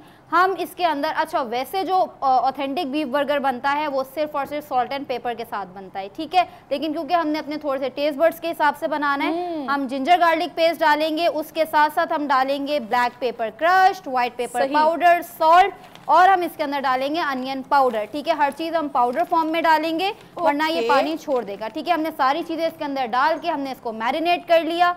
Marinate करने के बाद हमने इस तरीके से इसकी पैटीज़ बना ली। 120 ग्राम्स का हमने बाउल, इसको बॉल बनाया और इसके बाद हमने इसकी पैटीज़ 4 पैटीज़ हमने इस चीज़ की बना ली है। ठीक हो गया। अब जी हम इसकी पैटीज को जो है वो थोड़ा सा बनाने की, कुक करने की तरफ आते हैं। इसको डीप फ्राई भी कर सकते हैं, हम इसको हल्का सा ऑयल डाल के भी, हम इसको बटर के अंदर शैलो फ्राई करेंगे, वो ज़्यादा बेहतर रहेगा। ठीक है, डीप फ्राई में थोड़ा सा ज़्यादा उसका टेस्ट ख़राब हो जाएगा। ठीक है, हम इसको बटर के अंदर बनाएंगे। हमने इसके अंदर बटर लेना है, नॉन स्टिक पैन के अंदर हम बनाएंगे इसको। ठीक है जी, हम सारा इसको बटर के अंदर कुक करेंगे। चले, जब तक आप इसको बटर के अंदर करती है ना, तब तक मैं अपने नाज़रीन को बता दूं कि हमारे किचन में मौजूद है जनाब इस वक्त लेमन मैक्स का लिक्विड सोप, जो कि आप देख सकते हैं मेरे हाथ में, और ये है जनाब स्पॉन्ज। आपने सिर्फ इस पे 2 ड्रॉप्स डालने हैं और आपके बर्तन हैं कि जी धुलते जाएंगे, झाग बनता जाएगा, ये फौरी से इसको एब्जॉर्ब कर लेगा। और ये देखें फ़ौरन से ये इसको एब्जॉर्ब करेगा। ज़रा सा पानी आपने डालना है और डिश वॉशिंग आपने स्टार्ट कर देनी है। 3x मोर टाइम्स ये ग्रीस को कट करता है, झाग बनता जाता है, बर्तन धुलते जाते हैं। अगर आपके पास लिक्विड नहीं है तो ये लेमन मैक्स की बार मौजूद है। ये स्पॉन्ज का नीचे वाला हिस्सा आपने यूज़ करना है। इसको सिर्फ आप ज़रा सा लगाएंगे और जनाब स्पॉन्ज गीला होना चाहिए। बर्तन आपके धुलते जाएंगे, मेहमानों की आने की कोई टेंशन नहीं है। रिलैक्स होकर आप किचन में अपना काम करेंगे। जब आप निकलेंगे तो किचन भी बिल्कुल साफ़ सुथरा होगा, क्योंकि बर्तन फैले नहीं होंगे और साथ साथ धुलते जाएंगे, तो आप भी ईजी रहेंगे मेंटली। तो ये ज़रूर अपने किचन में रखिएगा। बर्तनों से खुशबू भी बहुत अच्छी आती है, अंडे की, अनियन की, किसी भी तरह के मीट की, फ़िश की स्मेल भी चली जाती है। दूसरा जनाब मैं आपको दिखाऊंगी, मेरे किचन में मौजूद है जनाब ये जी पामोलिव का, मैं पिंक वाला आज दिखाती हूँ आपको, सोप। ये जो सोप है ये मिल्क और रोज़ के जो एक्सट्रैक्ट्स है ना, उनसे ये बना हुआ है, जो कि आपकी स्किन को फ्रेश करता है। बिल्कुल भी जो उसकी डलनेस है वो नहीं रहती। स्किन आपकी ग्लोई, मॉइस्चराइज और फ्रेश हो जाती है इस पिंक वाले पामोलिव के सोप से। तो ये आपने जनाब किचन में जब काम शुरू करना है, पहले आपने इससे हाथ धोने हैं और उसके बाद आपने अपना काम शुरू करना है। और क्या खुशबू आती है, ये पिंक वाले की खुशबू मुझे बहुत पसंद है। चलें जी, ये मैं इसकी जगह पे रख रही हूँ और एक बार फिर से हाथ धो रही हूँ। फिर से मैं बता दूं कि जो पिंक वाला पामोलिव है, इसके अंदर मिल्क और रोज़ का एक्सट्रैक्ट है, जो कि आपकी स्किन की डलनेस को ख़त्म करता है, स्किन को ग्लोइंग और मॉइस्चराइज बनाता है। और मुझे आदत है बार बार हाथ धोने की, खुशबू बहुत अच्छी आती है, तो लिहाजा ये अपने किचन में आपने लाजमी रखना है। जी शेफ़ मायदा, आप कहाँ पहुँची हैं? जी, हमने इसको यहाँ पर पकने के लिए छोड़ा हुआ है। अच्छा, आपने इसको बहुत ज़्यादा हाई फ्लेम के ऊपर नहीं पकाना है। अच्छा। और एक और सबसे इम्पॉर्टेंट चीज़ कि आपने कीमा जब इसका बन जाएगा, पिस जाएगा, तो आपने इसको धोना नहीं है, आपने इसको पानी में नहीं डालना, वरना ये सारा आपका गोश्त बिखर जाएगा। ठीक है, ये जो हमारी स्टिफनेस आ रही है इसी वजह से कि फैट है और हमने इसको धोया हुआ नहीं है। और आपने इसको पकड़ के ऐसे इसको प्रेस नहीं करना, वरना इसके सारे जूसेस निकल जाएंगे और आपका बर्गर पैटी जूसी नहीं बनेगा। जब तक हम इसको फ्लिप करके फिर हम अपने पहले फ्राइज़ को फ्राई कर लेते हैं। सही, ठीक है। चलिए, जब तक ये आपका फ्राई हो रहा है तब तक हम नाज़रीन को ये भी बता दें कि अगर आपका दिल चाहे रमज़ान से हट के कि किचन में काम कर रहे हैं, कुछ सुस्ती हो रही है, तो फिर आपने परेशान नहीं होना, क्योंकि हमारे किचन में लिप्टन का जार अगर मौजूद होगा तो बस फिर ये पूछने की देर होती है कि चाय चाहिए कौन सी जनाब? लिप्टन ही तो है। लिप्टन ही तो है जनाब। तो लिप्टन जनाब हमारे पास मौजूद है। और आपके घर के किचन के कैबिनेट के अंदर ना एक पुराना सा जार पड़ा होता है, जो अम्मी के दिल के बहुत करीब होता है, उन्हें बहुत अजीज़ होता है। वो हमेशा कहती हैं जहाँ से उठाओ वहीं वापस रखना। तो इस दफ़ा रमज़ान हमारी अम्मियों के लिए हमारे लिए ख़ास तोहफ़ा लेके आया है। वो जनाब मेरे पीछे मौजूद ये लिप्टन का जार ऑफ जॉय, जो कि गोल्डन कलर का बड़ा खूबसूरत सा ये जार है, जिसमें आप अपनी टी को इसमें रख सकते हैं और इसमें आप कुछ भी बाद में प्रिजर्व कर सकते हैं। भले आपको चीनी रखनी हो, भले आपको आटा रखना हो, भले सूजी रखनी हो, भले कॉफ़ी रखनी हो, ये बड़े काम के जार ऑफ जॉयज़ हैं। इनको आप अपने पास रखिए और आपके किचन की रौनक बढ़ेगी। ख़ास तोहफ़ा लिप्टन की तरफ से। और लिप्टन की चाय जब जब बनाओ, गोल्डन कलर जो आता है ना और जो खुशबू होती है वो दीवाना कर देने वाली होती है। तो चाय जब भी कोई पूछेगा कौन सी चाहिए, तो मैं भी यही कहती हूँ लिप्टन चाहिए जनाब। जी, तो हम यहाँ पर अपनी फ्राइज़ को फ्राई कर लेंगे, क्योंकि बर्गर के साथ फ्राइज़ ना हो तो बिल्कुल इनकम्प्लीट लगता है। ठीक है, थोड़ी सी हम यहाँ पे फ्राइज़ को फ्राई करेंगे और इसके बाद जब तक हमारी फ्राइज़ फ्राई होंगी, हम अपने दोनों सॉसेस को बना लेंगे। ठीक है, हम इसको पीछे रखते हैं, थोड़ा सा इसको मिक्स कर लेते हैं। ये जब तक फ्राइज़ हमारी फ्राई हो रही हैं, अच्छा ये हमारे पास हाफ डन फ्रोज़न फ्राइज़ हैं तो इसको ज़्यादा टाइम नहीं लगेगा पकने के अंदर। ठीक है जी, अब हम अपनी दोनों डिप्स की तरफ आ जाते हैं, बर्गर सॉसेस की तरफ आ जाते हैं। अब हम बनाएंगे सबसे पहले जो हमारा बर्गर सॉस है वो हेलमंड्स का है। ठीक है, हम हेलमंड से मेयो गार्लिक सॉस बनाएंगे। ठीक है जी, हम हेलमंड्स का इसमें मेयो यूज़ करेंगे और हम बिल्कुल बेसिक सॉस बना रहे हैं जो कि सबको बहुत पसंद होता है। हमने इसमें जो है वो हेलमंड्स का मेयो लिया तकरीबन हाफ कप जितना। ठीक है, हम इसमें जो है वो अब ऐड करेंगे गार्लिक पाउडर डालेंगे, सॉल्ट डालेंगे, थोड़ा सा लेमन जूस डालेंगे, लेकिन आपने बस बहुत थोड़ा थोड़ा डालना है। आपने इधर ये गार्लिक पाउडर डाला थोड़ा सा। ठीक है, आप बहुत हल्का सा इसके अंदर सॉल्ट डालेंगे पिंच के हिसाब से, और आप इसके अंदर जो अब चीज़ डालेंगे वो है लेमन जूस, बहुत थोड़ा सा 1 टीस्पून जितना आपने इसके अंदर लेमन जूस डाला। ऑलरेडी भी लेमन जूस होता है। हाँ जी, तो हम बहुत थोड़ा सा डालेंगे बस इसको। हम यहाँ पर इसकी मिक्सिंग करेंगे। ये हमारा एक मेयो गार्लिक सॉस रेडी है। ठीक है, अब हम दूसरा बनाएंगे नॉर से। हम इसको अपने बर्गर के अंदर असेंबल करेंगे इस सॉस के साथ। क्या बात है, आपके बच्चे बहुत खुश हो रहे होंगे आज की रेसिपी। और ये फ्राइज़ के साथ भी बहुत मज़े का लगता है। खाली सॉस अगर आप सिर्फ फ्राइज़ के साथ खाएं तो भी बहुत अच्छा लगता है। अब हम अपना बनाएंगे नॉर के साथ एक स्पाइसी सॉस, जिसमें आप केचप भी यूज़ कर सकते हैं, लेकिन हम यूज़ कर रहे हैं इसके अंदर चिली गार्लिक सॉस। सही। ठीक है जी, हमने इसको हाफ कप जितना हमने इसमें चिली गार्लिक सॉस लिया। अच्छा, तब तक हम थोड़ा सा इसको फ्लिप कर देते हैं अपने बर्गर पैटीज़ को हाथ के हाथ। ज़बरदस्त। अच्छा, जब तक आप ये कर रही हैं मेरा ख्याल है कि थोड़ा सा रेसिपीज़ को रिपीट कर दिया जाए ताकि चार्ट भी चल जाए। चार्ट स्क्रीन पर नज़र आएगा तो फिर चलिए चार्ट तो जब आएगा देखा जाएगा। मेरा ख्याल है कि मैं पहले रिपीट कर देती हूँ। तो जनाब, इसमें बीफ बर्गर जो हमारा आज बन रहा है, इसमें बीफ मिन्स है, तकरीबन 80% बीफ होना चाहिए, 20% उसमें फ़ैट्स होने चाहिए। Garlic ginger paste 2 tablespoon, salt 1 tablespoon, black pepper crushed 1/2 tablespoon, white paper 1/2 tablespoon, onion powder 1/2 tablespoon, oyster sauce 2 tablespoon. Burger के बन्स आपको 4 चाहिए, चीज़ के स्लाइस चाहिए और बटर चाहिए। उसके अलावा जनाब असेंबलिंग के लिए हम देख रहे हैं आइसबर्ग मौजूद है, सॉसेस इस वक्त बना रही हैं मायदा, बर्गर पैटी चाहिए और जी कैरेमलाइज्ड अनियन। ये कौन से हैं ज़रा मायदा बताइए। ये अभी हम बनाएंगे कैरेमलाइज्ड अनियन, यहीं पे आपको बनाना सिखाएंगे हम, जो हम बर्गर बीफ बर्गर के साथ खाते हैं। अच्छा। अभी यहाँ पर बनाएंगे, बहुत ईजी है, सिंपल है बहुत ज़्यादा। ये हमारे जो बर्गर पैटीज़ हैं ये हमारे रेडी हैं। ठीक है, हम इसको प्लेट में निकाल लेते हैं अपने पैटीज़ को। सही। और फिर हम इसके बाकी कॉन्डिमेंट्स रेडी करेंगे। चलें जी, बड़ी मज़े की आज ये रेसिपी। अच्छा, हम इसको चीज़ हम इसी के ऊपर ही पहले डाल के थोड़ी सी मेल्ट कर लेते हैं ताकि हमारा एक बहुत ही मज़े का चीज़ बन जाए। हम इसके ऊपर यहाँ पर चीज़ डालेंगे, यहीं पर इसके साथ मेल्ट हो जाएगी। सही। अच्छा, बर्गर में क्योंकि बहुत सारे कॉन्डिमेंट्स होते हैं तो आपकी प्रिपरेशन थोड़ी सी ज़्यादा होती है, सॉसेस भी और बहुत सारी चीज़ें। यहाँ पर ही चीज़ यहाँ पर मेल्ट हो जाएगी। तो अभी जो मायदा ने इससे पहले हेलमंड की सॉस बनाई है ना, हेलमंड की मेयो गार्लिक सॉस, उसके अंदर मायदा ने मेयो लिया था 1/2 कप, गार्लिक पाउडर लिया था 1/4 टेबलस्पून, लेमन जूस 1 टेबलस्पून और एक पिंच उन्होंने सॉल्ट का डाला था। बड़ी मज़े की सॉस बन गई थी। और दूसरे जो सॉस अभी वो बना रही थी वो है जनाब नोर की बर्गर सॉस, जिसमें नोर का केचप है 1/2 कप और इसके अलावा आपने पाउडर डाला है जी, हमने गार्लिक पाउडर इसके अंदर ऐड किया है और अभी हम इसमें चीज़ें डाल रहे हैं।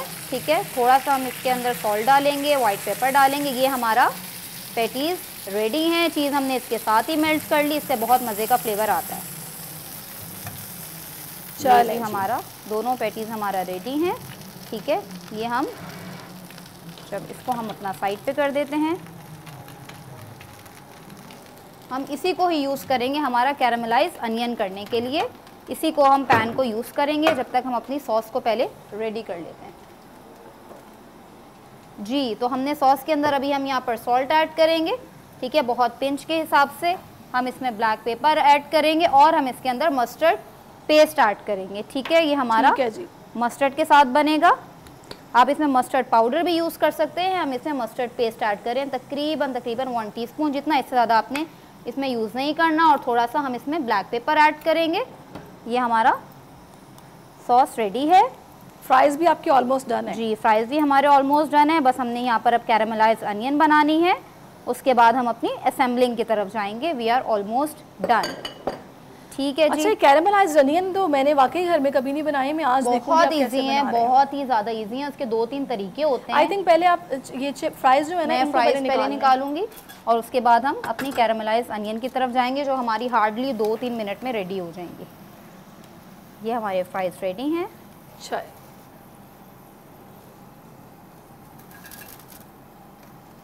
ये बस जबरदस्त। अच्छा, ये ऑलरेडी हाफ डन होती है? ये हाफ डन थे, फ्रोजन थे, तो हमारा ये बन गया है। अब हम इसी के ऊपर ही जो हमने जिसमें हमने अपना बर्गर्स बनाए थे, हम इसी के अंदर ही अपनी अनियन को हम डालेंगे। ठीक है, और बहुत आसान है, कुछ भी इसमें जो है वो मुश्किल नहीं है।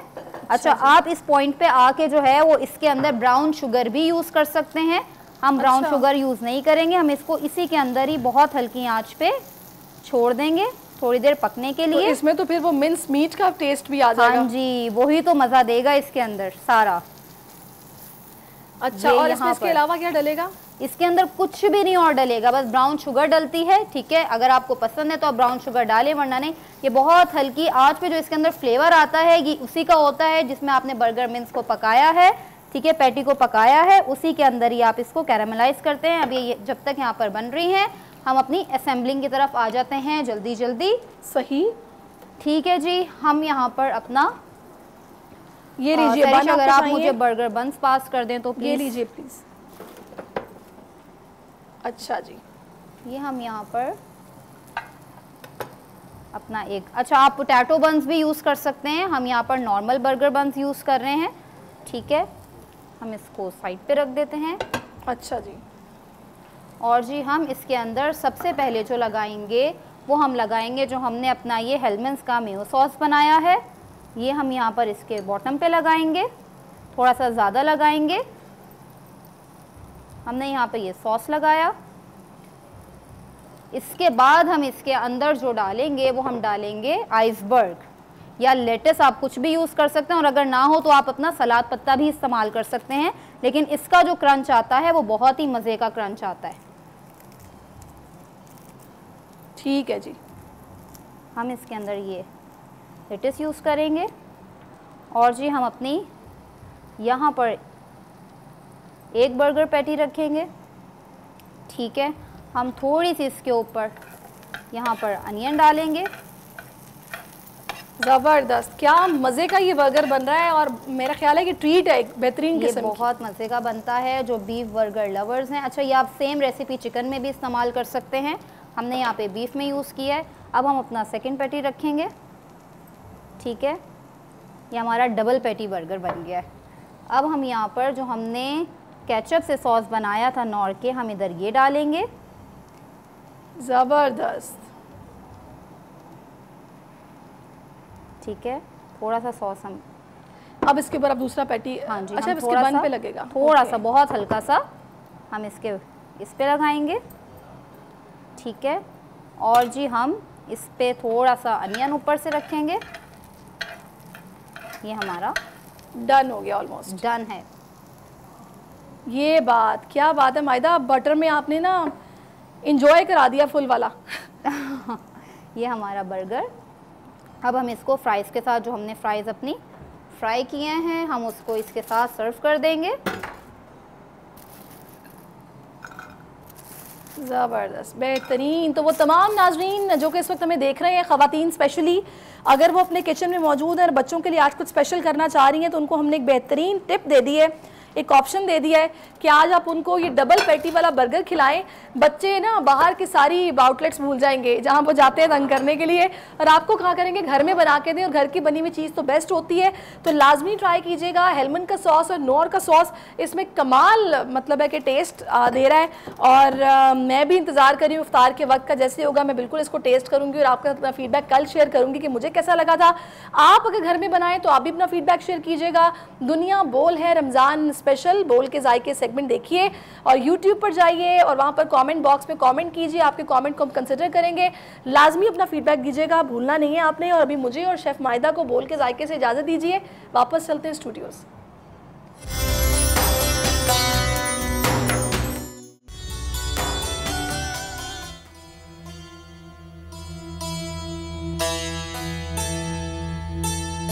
ब्रेक के बाद आपको खुश आमदीद कहेंगे। और आज जैसे कि मैंने प्रोग्राम के आगाज़ में जिक्र किया कि 19 रमज़ानुल मुबारक है और ये दिन ख़ास अहमियत का हामिल है क्योंकि इस दिन हिदायत के सुतून को मुनहदिम किया गया, आसमान के सितारे बेनूर हो गए और हालत सजदा में जिस तरह मौला कायनात हज़रत अली अलैहिस्सलाम पर जिस तरीके से ज़रबत लगाई गई और उसके बाद जो पहला जुमला, अगर किसी को इस तरह ज़रबत लगे तो निकलता है उफ़ उफ़ हाय मुझे कुछ हो गया। लेकिन वो एक अजीम हस्ती, वो एक अजीम शख्सियत जिनके कलमात थे कि रब्बे काबा की कसम आज मैं कामयाब हो गया, वो हस्ती जिनके बारे में हदीस भी कही है, उनके हजूर अकरम सल्लल्लाहु अलैहि वसल्लम के मुंह से निकले हुए जितने भी अल्फाज हैं वो हमारे लिए हदीस है। और उनके बारे में कहा हजूर अकरम ने कि मौला अली को मुझसे निस्बत ऐसे है कि जैसे मूसा को हारून से। और इसके साथ साथ आपको शब हिजरत भी याद है कि जब उनको अपने बिस्तर पर लेटा गए कि मेरी जितनी अमानतें हैं वो भी लौटा देना, और एक ऐसा मौका कि जब दुश्मन जो घात लगाए बैठा था। और आपकी बहादुरी, आपकी शुजात की क्या बात है कि आपने कहा कि इस रात मुझे इस बिस्तर पर नींद ऐसी आई कि ऐसे कभी नींद ही नहीं आई। वो हस्ती जो कि अपने रुकू में ज़कात देते हैं, अपने सजदे में ज़कात देते हैं, जिनके दर से कभी कोई खाली नहीं गया। और अगर उनके नामों की बात की जाए तो यदुल्ला, ऐनुल्ला, लिसानुल्लाह, इतने नाम हैं कि और ये सबको पता है कि हज़रत अकरम ने फरमाया कि मैं इल्म का शहर हूँ और अली उसका दरवाज़ा है। तारीख़ इंसानी में अगर हम बात करें तो कोई ऐसी शख्सियत नहीं मिलती कि जिसके पास आसमानों, ज़मीन, ज़मीन से नीचे, समंदरों के नीचे हर तरह के सवाल का जवाब था। वो हस्ती, और उन पर जिस तरह से ज़रबत लगी और उसके बाद बताया जाता है, जो हमने पढ़ा भी है, कि जब वो बेहोश होते, होश में आते तो अपने बच्चों को जिन्होंने वसीयत की, उन्होंने ये कहा कि इसको उतनी ज़रबी लगाना कि जितनी इसने मुझे लगाई, और अगर हो सके तो मुआफ़ भी कर देना। कितना बड़ा दिल था, इतनी बड़ी शख्सियत, इतनी बड़ी हस्ती। और एक यहूदी के पास बतौर माली वो काम करते थे, कमाया भी तो हलाल कमाया, और अगर कोई हाजत वाला आ गया तो अगर एक सूखी रोटी भी उनके हाथ में थी तो वो भी उसको दे दी। इतने सखी। और वालिदैन जिनके थे वो भी आप जानते हैं कि इनके लिए, इनकी आल के लिए आयत तथहीर नाजिल हुई। और एक वो मकाम जब हुजूर अकरम ने कहा कि आज कुल्ले ईमान का मुकाबला कुल्ले कुफ्र से होने जा रहा है, वो हस्ती। तो आज उनकी शख्सियत पर बात करने के लिए इस ख़ास दिन के मौके पर मेरे साथ डॉक्टर अलामा शफ़क़त अब्बास कुमी साहब मौजूद हैं। बहुत शुक्रिया अलामा साहब आपके वक्त के लिए। अच्छा अलामा साहब, जैसा कि मैंने भी जिक्र किया कि किसी को जब कोई तकलीफ़ पहुंचती है तो पहला जो लफ्ज़ मुंह से निकलता है वो ये होता है कि उफ़ या हाय, या नहीं समझ आता कि मैं क्या बोलूं। लेकिन ये वो ब्रेन, वो अली मौला कायनात का ही ब्रेन था कि जिसके मुंह से ये अल्फाज निकले कि रब्बे काबा की कसम आज मैं कामयाब हो गया। इसके पीछे जो नज़रिया, जो फ़लसफ़ा था, मैं चाहूँगी इस पर रोशनी डालिए। बिस्मिल्लाहिर्रहमानिर्रहीम, अल्हम्दुलिल्लाहि रब्बिल आलमीन, व सल्लल्लाहु अला मुहम्मदिन व आलिहि तय्यबीन अत्ताहिरीन। अम्मा बाद, मैं आपको और आपकी पूरी टीम को आज मौला की ज़रबत के दिन ताज़ियत पेश करता हूँ। और यकीनन जैसे आपने ख़ुद फरमाया, एक बहुत बड़ा सानहा और हादसा आज के दिन रूनुमा हुआ। सबसे पहली बात यह है कि मौला कायनात अमीरुल मोमिनीन अली अलैहिस्सलातु वस्सलाम के लिए ही ये ज़ेबा है कि वो फुस्त व रब्बिल काबा कहें। सुभान अल्लाह, क्या बात।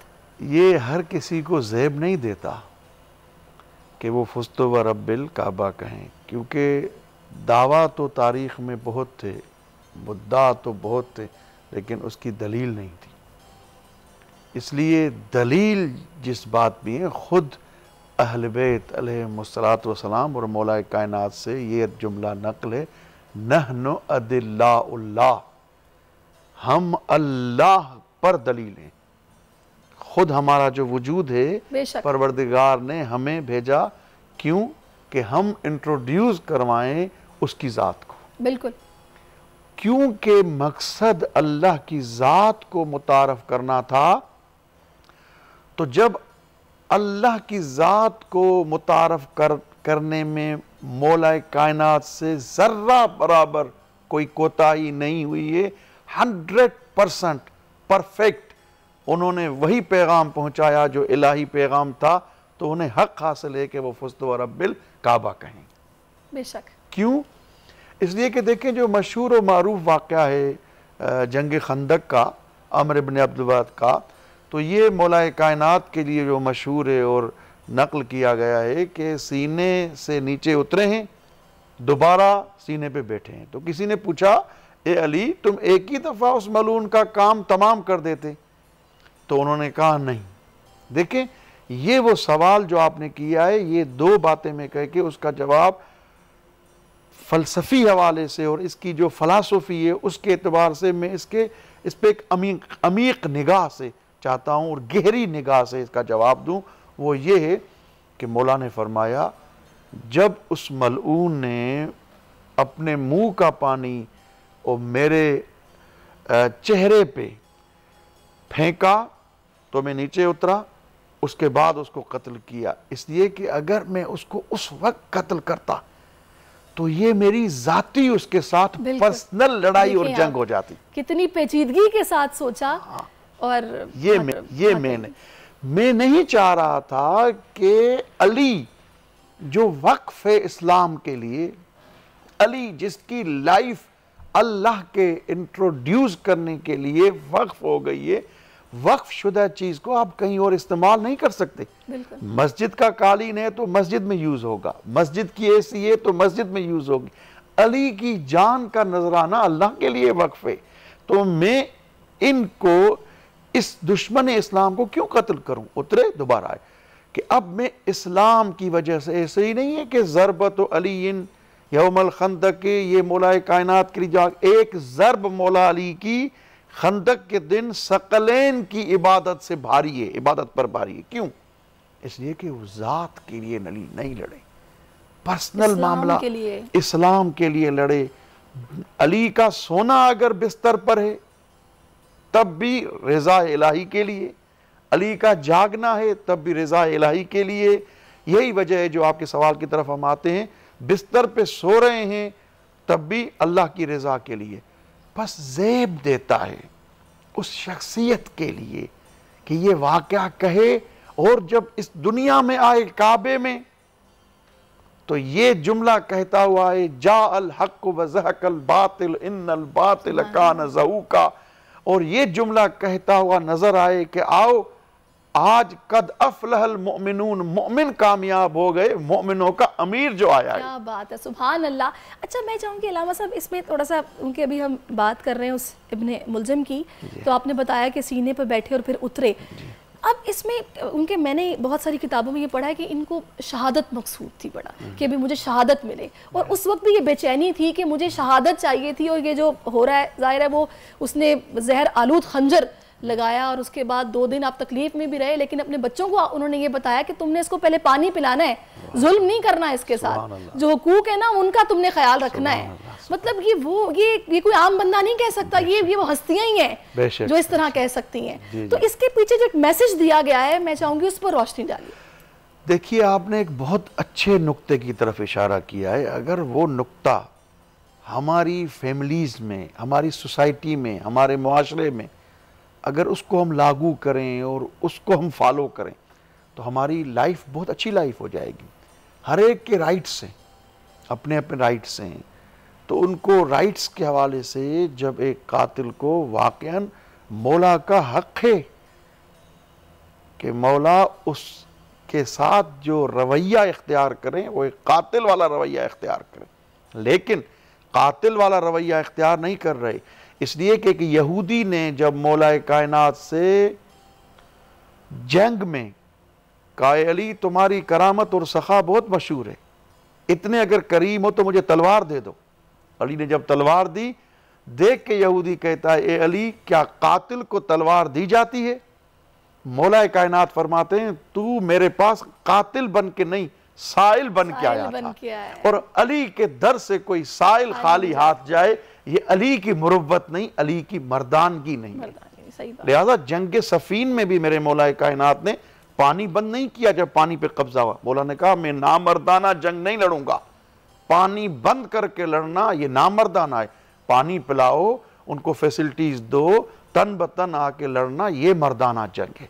तो यहां भी मौला कायनात ने जो आपने कातिल के साथ, यानी वाकईन इंसान एकदम मुहय्यरुल उकूल है, अक्लें हैरान हो जाती हैं अली की जात पर जब पहुंचता है। इब्न अबिल हदीद मोतज़िली शारे नहजुल बलागा 22 जिल्दें हैं जो मेरी लाइब्रेरी में मौजूद हैं। अजीब जुमला है उनका कि जिसमें कंट्राडिक्शन जो सिफात हैं, मुतज़ाद सिफात जमा हो जाएं, उस हस्ती का नाम अली है। क्या बात है, सुभान अल्लाह। कुरान जमा करने के लिए नरम हाथ चाहिए, जंग लड़ने के लिए सख्त हाथ चाहिए, लेकिन मौला कायनात का वही हाथ कुरान के लिखने के लिए नरम हो जाता है, यतीम पे हाथ फेरने के लिए नरम हो जाता है, और जंग के मैदान में वही हाथ सख्त हो जाता है। शिकस्त तो सोच भी नहीं सकते। अपने दौर में भी और रसूल अकरम सल्लल्लाहु अलैहि वसल्लम के दौर में जितनी जंगों में रहे, पेश रहे, और मुमकिन ही नहीं है कि आप वहां से शिकस्त आपको मिलती। क्या बात है। अच्छा, इसमें मैं चाहूंगी तो माशाल्लाह से नाम इतने सारे जो कि मैंने अभी कुछ कहे भी, जाहिर है कि लक़ब ऐसे तो नहीं दिए गए, यदुल्ला भी कहा गया, लिसानुल्लाह भी कहा गया, वजुल्ला भी कहा गया। तो जरा कुछ बताएंगे ये अक्कासी किसकी करते हैं, वो क्या आपके अंदर खुसूसियात थी कि जिन पे आपको ये सारे अलकाब दिए गए? देखें, रूहुल मानी तफसीर में अल्लामा आलूसी लिखते हैं, इनसे नकल किया गया है, क्योंकि देखें मुस्तफ़ा से बढ़ के कोई इस दुनिया में हस्ती और ज़ात नहीं है। अगर ये जुमला में कहूँ तो बजा होगा, अल्लाह के लाडले को मुस्तफ़ा कहते हैं। कितनी प्यारी बात की आपने। यानी अल्लाह तबारक व तआला अपने लाडले की बात रिफ्यूज नहीं करता, इसीलिए हम मुस्तफ़ा के दर पे आके मांगते हैं, क्योंकि हमें पता है कि ये अल्लाह के लाडले हैं, लाडले मिलेगा इनके तवस्सुत से। हाँ, लाडले की बात तो ये जनाब मुस्तफ़ा। तो आलूसी लिखते हैं रूहुल मानी में, तफसीर रूहुल मानी में लिखते हैं कि पैगंबर अकरम सल्लल्लाहु अलैहि वसल्लम ने फरमाया, ए खुदा, फरिश्तों का काबा बैतुल मक़दस है, मेरा काबा काबतुल्लाह है, मोमिनीन का काबा, ए खुदा हम सब उसकी तरफ रुख करते हैं, तेरा काबा क्या है? देखें, बड़ा अजीब और इरफानी सवाल है ना। बिल्कुल सही। तेरा काबा क्या है? ए मेरे महबूब, तूने मुझे हबीब का लक़ब दिया, तू मेरे माशूक हो, और तू बताओ, मैं इश्क करता हूं तुमसे, इश्क वाक़ई करता हूं, बताओ तुम्हारा काबा क्या है? तो आवाज रब्बुल इज्जत आई, तेरा चेहरा मेरा काबा है। आए, सुभान अल्लाह, सुभान अल्लाह। तेरा चेहरा, तुम्हारा चेहरा, अली को ही हासिल। यही मैं कहने वाला था जो आपने कहा। मौला अली का लक़ब क्या है? वजहुल्लाह, अल्लाह का चेहरा। मुस्तफ़ा से कहा कि तेरा चेहरा मेरे लिए काबा है, क्योंकि अलीयुन मिन्नी व अना मिन्हु, अली मुझसे है, मैं अली से हूं। तो गोया अली को हम वजहुल्लाह क्यों कहते हैं? जो आपने फरमाया, इसलिए कहते हैं कि अली के चेहरे को देख के हमें खुदा याद आता है। अली के चेहरे को देखना इबादत है। इबादत है। इसलिए अन-नज़्र इला, अल्लाहु अकबर, अन-नज़्र इला वजह अली इब्न अबी तालिब इबादत, अली के चेहरे को देखना इबादत है। असहाब तरसते थे अली के चेहरे को देखें, मक्के के मदीने के मुसलमान तरसते थे कि अली के चेहरे को देख लें। यही उनकी इबादत थी, यही उनकी रियाजत थी, यही उनकी तस्बीह थी। क्या बात है, बड़ी अच्छा। फिर मैंने अभी जैसे कि अल्लामा साहब कहा कि ज़मीनें, मतलब जो हम जिस पे ज़ाहिर है रहते हैं ज़मीन पे, कोई सवाल तारीख़ इंसानी में कोई ऐसी शख्सियत नहीं मिलती कि जो आपको ये बता दे हर तरह का सवाल, और कैसे कैसे सवाल उनसे हुए नहीं। और असहाब जहाँ पर फंसते थे किसी फैसले में, तो तब भी कहा जाता था कि अली के पास जाओ कि इस मसले का हल तुम्हें वहीं से मिलेगा। तो ये जो खुसूसियत उनमें थी कि हुजूर अकरम ने कहा कि मैं अगर इल्म का शहर हूँ तो अली उसका दरवाजा, तो सोचिए कि शहर फिर क्या होगा, और दरवाजा अगर उसका अली है। बिल्कुल बिल्कुल। यहाँ तक अजीब है, माशाल्लाह, तो आपकी स्टडी अच्छी खासी है इन मामलात में। यहाँ तक कि एक यहूदी आके सवाल करने लगा और एक सवाल भूल गया। मौला ने कहा, आओ मैं तुम्हें सवाल भी तुम्हारा बताऊं और जवाब भी बताऊं। क्या बात है, तो अंदाजा लगाएं आप, अंदाजा लगाएं कि सवाल भी मौला ने बताया और जवाब भी। यहूदी आके कहता है कि अगर मुझे 7 सवालों के जवाब मिल गए तो मैं मुसलमान हूंगा। उनमें से 1-2 एक सवाल उसने किया कि आसमानों का जो कुल्फ है, ताला, वो क्या है? मौला ने फरमाया शिर्क आसमानों का ताला है। मौला से पूछा इसकी चाबी क्या है? कहा ला इलाहा इल्लल्लाह मुहम्मद रसूलुल्लाह इसकी चाबी है। शिर्क के जरिए अगर कोई मुशरिक हो तो अमाल नहीं जाते हैं ऊपर, लेकिन अगर किसी के पास ये चाबी हो तो अमाल जाते हैं। सवाल करता आ रहा है, उसके बाद पूछता है मौला असहाब कहफ के साथ जो कुत्ता था उसका नाम क्या था? सब हैरान है, कहाँ असहाब कहफ? मौला ने फरमाया उसका नाम कितमीर था। देखिए ऐसे ऐसे सवाल किए गए, मौला ने जवाब दिए। मौला ने मतलब ऐसा महसूस होता था कि शायद ये सारी कायनात इनके सामने वजूद में आई है कि हर बात इनको मालूम है, किसी भी तरह का सवाल। और कई कुफार ऐसे थे जिन्होंने इस्लाम कबूल किया इसी तरह की डिबेट में कि सवाल वो पूछे कि जो उनके ख्याल में था कि नहीं जवाब दे पाएंगे, जब लेकिन जवाब मिला तो बिल्कुल वो स्पीचलेस हो गए और इस्लाम कबूल किया। बिल्कुल बिल्कुल यही मसला है। तो अगर हम मौला कायनात के मेंबर का देखें, ये कुतुब में, तारीख की किताबों में है, फरीक़ैन की कुतुब में है कि खलीफा दुवम हजरत उमर जब अली होते थे कभी भी वो फैसला नहीं करते थे, कज़ावत नहीं करते थे। क्यों कहते थे? क्योंकि अली का एहतराम है और अली बेहतर फैसला कर सकते हैं। ये रिवाज तारीख में मौजूद है कि वहाँ वो फैसला नहीं करते थे क्योंकि अली हैं। तो अली का इल्म, क्योंकि वो जानते थे कि मदीनतुल इल्म व अलीयुन बाबुहा, यही अल्फाज हैं। तो मौला कायनात के लिए अजीब, यानी वाक़ियन अगर लिखा जाए तो मौला कायनात के इल्म के लिए मौला से किसी ने पूछा, मौला आप जा रहे हैं इस दुनिया से, कोई हसरत है आपको? कोई हसरत लेके जा रहे हैं? अली जैसी हस्ती, लोग पूछ रहे हैं कोई हसरत लेके जा रहे हैं? मौला ने कहा एक हसरत लेके जा रहा हूं, क्योंकि आज 19 रमजान है, बजा है ये बात कर, एक हसरत लेके जा रहा हूं। जितना मुझे परवरदिगार ने इल्म दिया था उतना लोगों ने मुझसे सीखा नहीं, और जितना मैं देने वाला था लोगों ने मुझसे मांगा नहीं। मुझसे मांगते मैं इतना देता कि किसी और के दर पे जाने की जरूरत ही नहीं थी। क्या बात है वाकई। और रुतबा देखे ना आप, दामाद रसूल भी, जाहिर है अगर उनका इंतखाब नबी अकरम सल्लल्लाहु अलैहि वसल्लम ने किया तो वो कोई ऐसी शख्सियत तो नहीं हो सकती थी। अच्छा, मैंने सखावत तो खैर आपको पता है कि बहुत थी, ये पूरे अहले बैत में ही सखावत की तो मिसाल नहीं मिलती है, लेकिन इनके बारे में कहा जाता है कि रुकू में भी ज़कात देते हैं। सुभान अल्लाह। तो ये मैं चाहूँगी इस पर थोड़ी रोशनी डालिए, समझने वालों को बताइए कि किस तरह उनकी ये शख्सियत थी और वो सखी थे। देखें, इन्नमा वलियुकुमुल्लाह व रसूलुहु वल्लज़ीना आमनुल्लज़ीना युक़ीमूनस्सलात व युतूनज़्ज़कात व हुम राकिऊन। ये जो आयत है, अल्लाह आपका वली है, उसका रसूल उसका वली है, और जिसने रुकू की हालत में ज़कात दी वो आपका वली है। देखिए, ये बहुत बड़ी बात है कि रुकू की हालत में अंगूठी फ़कीर को देना। 2 दफ़ा 3 दफ़ा फ़कीर आके कहता है कोई अल्लाह के नाम पे देने वाला है, कोई अल्लाह के नाम पे देने वाला। तो जब ये कह के जा रहा है खुदा मैं तेरे घर से तेरे बंदों, नमाजी बंदों के मजमे से खाली हाथ जा रहा हूँ, मौला कायनात ने इशारा किया, साहिल ने अंगूठी उतारी। ये बहुत, यानी वाक़ई तवज्जो खालिक की तरफ भी है, लेकिन जो खालिक से मांग रहा है, एक खैरात मांगने आया है, उसकी तरफ भी तवज्जो है, क्योंकि ये एक तवज्जो ऐन खालिक की तरफ है। ये मौला का एक मोजिज़ा है और मौला का ये रकूक है, और ये इनको कोई बहस नहीं है इसमें, हर आम व ख़ास लिखते हैं, इसलिए कि आयतें मौला कायनात की शान में 1 नहीं, 2 नहीं, 3 नहीं, 5 नहीं, काफ़ी आयात मौला की शान में नाजिल हुई। एक ये आयत है, एक आय गदीर है कि इरशाद हुआ अल्लाह के नबी को, या अय्युहर रसूल बल्लिग मा उनज़िला इलैका मिर रब्बिक व इल्लम तफ़अल फमा बल्लग़्त रिसालता। ए हबीब, पहुँचाओ जो पैगाम तुम्हें दिया गया है, पहुँचाओ, बताओ नहीं, पहुँचाओ। पहले दिया गया है, अब पहुँचाने के लिए कहा जा रहा है, पहुँचाओ। बल्लिग यानी पहुँचाओ, पहुँचाओ पैगाम जो तुम्हें दिया गया है, और अगर वो नहीं पहुँचाया गोया तुमने रिसालत ही नहीं पहुँचाई। क्यों? यानी ओहदा, प्राइवेट लाइफ नहीं है, सरकारी ओहदे की बात हो रही है, नहीं तो आपने सरकारी ओहदे को, और अल्लामा साहब पहुंचाया भी तो ऐसे पहुंचाया कि आगे उनकी औलाद ने दीन इस्लाम के लिए जितनी बड़ी कुर्बानी दी कि जिसकी मिसाल नहीं मिलती।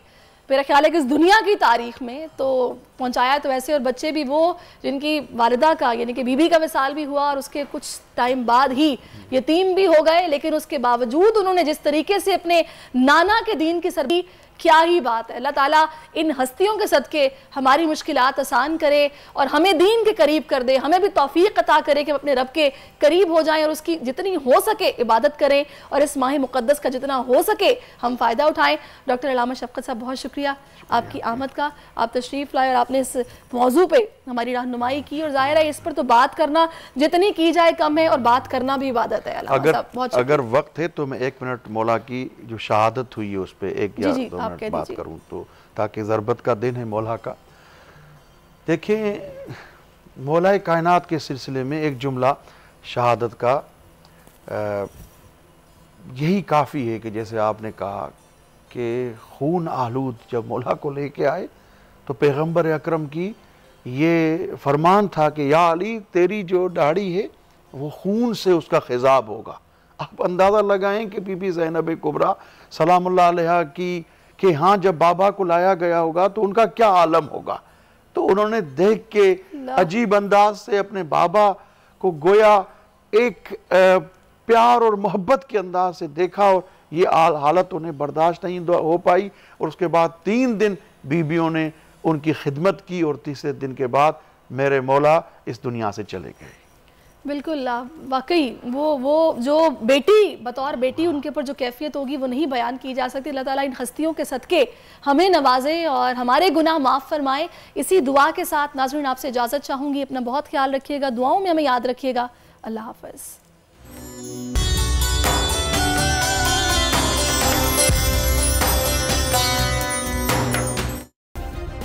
सब्सक्राइब करें और बेल दबाएं ताकि कोई खबर रह न जाए।